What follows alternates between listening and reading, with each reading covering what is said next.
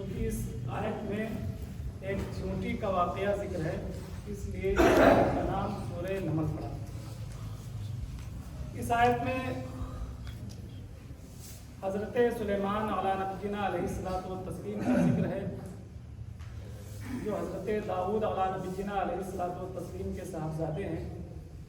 آپ کی حکومت انسانوں، جنات اور پرندوں وغیرہ پر بھی تھی۔ آپ کے دربار میں سارے لوگ حاضر ہوا کرتے تھے۔ ایک مرتبہ ہدہد پرندہ آپ کی بارگاہ میں حاضر نہ ہوا۔ آپ نے دریافت کیا، بعد میں جب حاضر ہوا تو آ کر کے کہنے لگا کہ ملک یمن کے ایک علاقہ سبا ہے، اس کی ایک ملکہ ہے جس کا نام بلقیس ہے۔ وہ بادشاہوں کی طرح حکومت کرتی ہے۔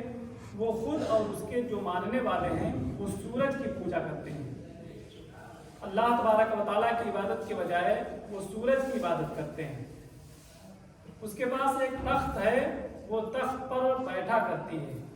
اس کا تخت 80 گز لمبا اور 40 گز چوڑا تھا اور 30 گز یہ موٹا تھا، جو سونے چاندی جواہرات سے پورے طریقے سے اس میں لگے ہوئے تھے، بڑا ہی وزنی تھا۔ ہدہد آ کر کے بتایا یہ ساری باتیں، تو حضرت سلیمان علیہ نبینا علیہ الصلوۃ والتسلیم نے سبا کو، جو بلقیس کو، جو سبا کی ملکہ تھی، اس کو ایک خط لکھا۔ خط لکھ کر کے ہدہد کو دیا کہ جا کر کے اسے یہ خط دے دو۔ خط میں یہ تھا کہ تم اللہ تبارک و تعالیٰ کی فرما برداری کرو، اللہ کی عبادت کرو اور مجھ سے آگے نہ بڑھو، اور میری بارگاہ میں مطیع ہو کر کے حاضر ہو۔ جب وہ خط اس کے پاس پہنچا، اس نے درباریوں سے مشورہ کیا۔ اس نے تو سب سے پہلے کچھ تحفے تحائف بھیجے۔ اس نے سوچا کہ کوئی لالچی بادشاہ ہوگا تو تحفہ دیکھ کر کے، تحفہ پا کر کے وہ لالچ میں پڑ جائے گا اور وہ ہم سے مقابلے کی کوشش نہیں کرے گا۔ لیکن آپ بادشاہ صرف بادشاہ نہیں تھے بلکہ اللہ کے نبی تھے۔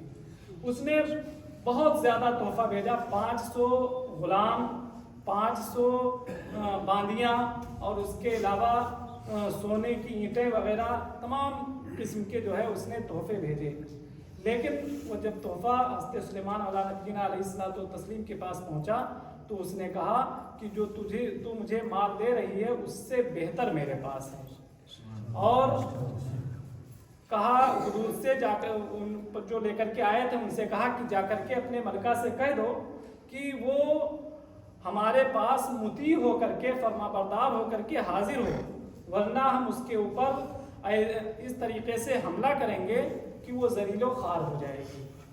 بہرحال ملک بلقیس جو ہے، جو ملکہ سبا تھی، بلقیس اپنے تمام لشکریوں کے ساتھ حضرت سلیمان کی بارگاہ میں حاضر ہونے کے لیے چل دی، اور چلنے سے پہلے اس نے اپنے تخت کو، جو 90 ہاتھ لمبا 80 ہاتھ چوڑا تھا، اس نے 7 محلوں کے سب سے آخری والے محل میں اس نے رکھا اور اس کو تالے سے، ہر محل کو تالے سے مقفل کر دیا، بند کر دیا، اور تالے کے ساتھ ساتھ اس پر پہرا بھی لگا دیا۔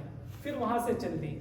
جب 1 فرسخ کی دوری پر، یعنی 3 میل کی دوری پر تھی، تو حضرت سلیمان علیہ نبینا علیہ الصلوۃ والتسلیم نے اپنے درباریوں سے کہا۔ کیا کہا؟ اللہ تبارک و تعالیٰ ارشاد فرماتا ہے، قال یا ایھا الملأ ایکم یاتینی بعرشھا۔ حضرت سلیمان نے کہا کہ اے درباریوں، تم میں سے کون ہے جو بلقیس کا تخت میرے پاس لائے، قبل ان یاتونی مسلمین، قبل اس کے کہ وہ مطیع ہو کر کے، فرما بردار ہو کر کے میرے پاس پہنچے۔ حضرت سلیمان نے یہ کہا تو آپ کے دربار میں ایک سرکش جن تھا۔ اللہ فرماتا ہے، قال عفریت من الجن، تو ایک سرکش جن نے کہا، انا آتیک بہ قبل ان تقوم من مقامک، میں اس تخت کو لا سکتا ہوں آپ کی مجلس برخاست ہونے سے پہلے۔ تفسیر میں آتا ہے کہ آپ کی مجلس صبح میں لگتی تھی، دوپہر تک لگی رہتی تھی۔ گویا کہ اس نے کہا کہ دوپہر سے پہلے پہلے میں بلقیس کے تخت کو لا کر کے آپ کے پاس پہنچا سکتا ہوں۔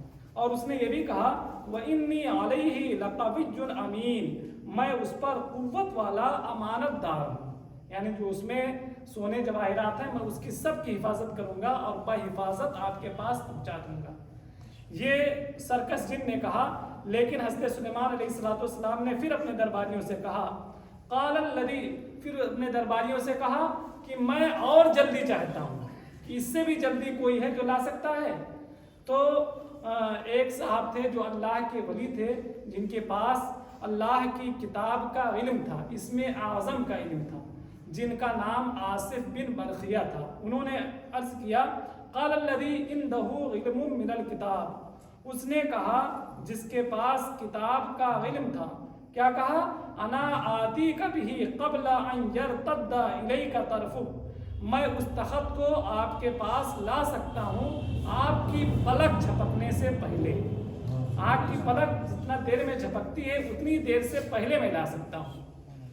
فلما رآہ مستقرا عنده قال هذا من فضل ربی، تو جب حضرت سلیمان نے دیکھا تو بلقیس کا تخت ان کے سامنے موجود تھا۔ جب بلقیس کے تخت کو حضرت سلیمان نے اپنے پاس اپنے سامنے دیکھا، فوراً پکار اٹھے ھذا من فضل ربی، یہ میرے رب کا فضل ہے، یہ میرے رب کا فضل ہے۔